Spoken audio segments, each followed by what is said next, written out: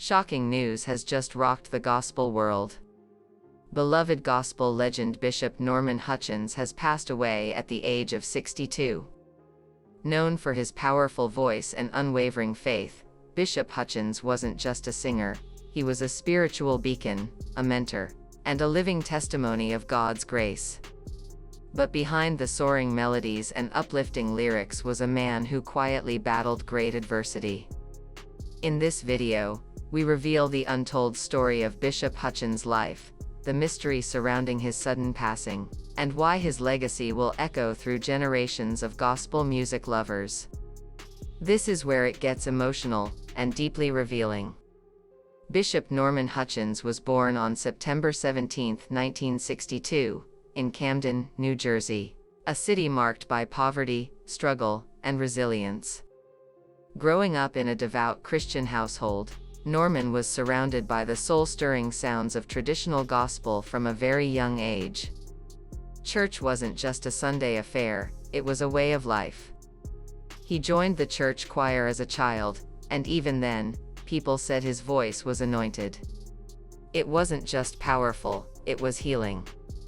But life in Camden was far from easy.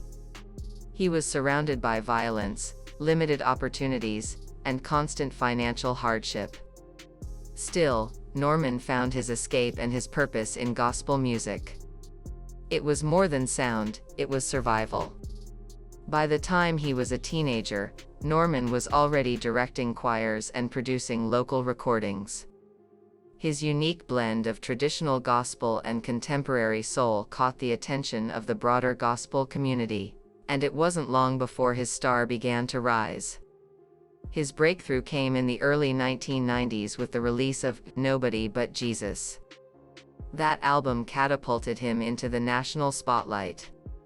Songs like God's Got a Plan and We're Blessed became church anthems. You couldn't walk into a revival, a church conference, or a Sunday service without hearing his voice fill the room. But Norman Hutchins wasn't just a voice. He was a minister, a leader, a servant. He founded Hutchins Ministries, where he served as bishop, pastor, and mentor. He mentored young artists, built church communities, and toured internationally, carrying the message of faith from America to Africa, from Europe to the Caribbean. He remained grounded despite the fame. Those who knew him say he was humble, always quick to point the glory back to God. But behind that smile, behind the suits and stages, there was another story. One filled with silent suffering, immense pressure, and personal pain. In his 40s, Bishop Hutchins faced a devastating health scare. According to close sources, the illness was so severe it forced him to step away from ministry and music for months. At one point, it was unclear if he'd survive. He battled physical agony, spiritual doubt, emotional despair. It was a dark chapter, one that nearly silenced one of gospel's most inspiring voices. But true to his faith, Bishop Hutchins didn't give up.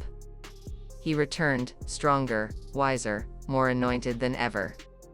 Out of that pain came powerful songs like Faith That Prevails and Is Still Standing, music born not from comfort, but from crucible.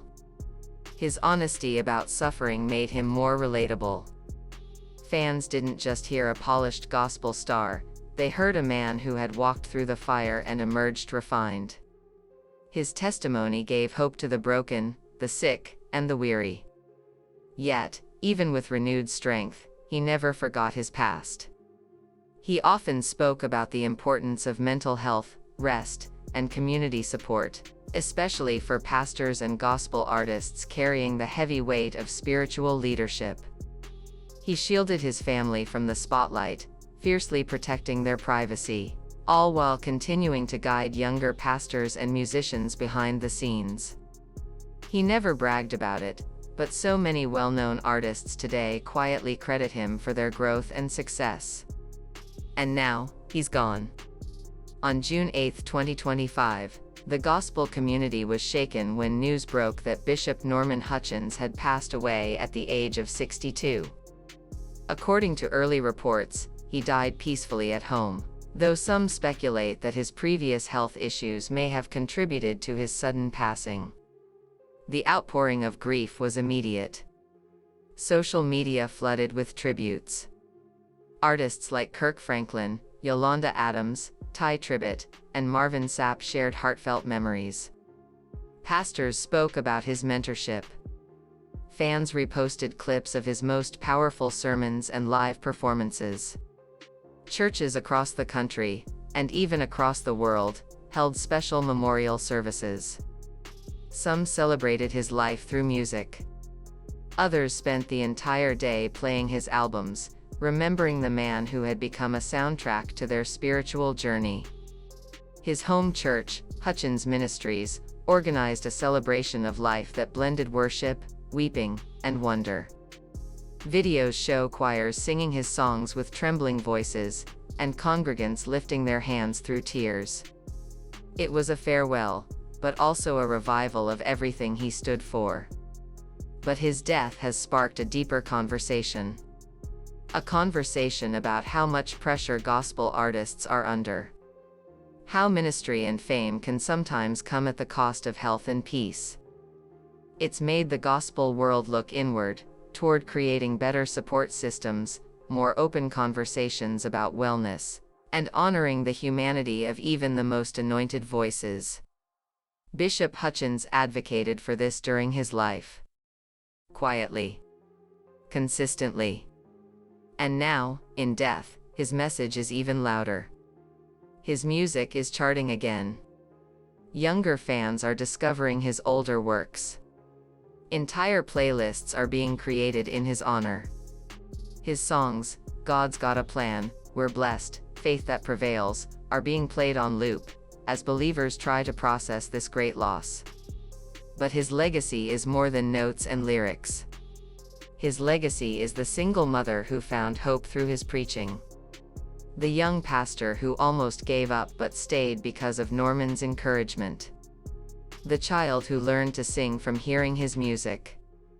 The communities he built. The lives he touched. The faith he restored. So what now? That's the question many are asking. Will Hutchins Ministries continue? Will his teachings and music remain alive in our churches? Will the next generation carry his fire forward? We believe the answer is yes. Because true legacy isn't in the spotlight, it's in the seed. And Bishop Norman Hutchins planted seeds in all of us, of faith, resilience, healing, and hope. Thank you, Bishop Norman Hutchins, for your music. Your ministry. Your message. You blessed us, and we are forever grateful.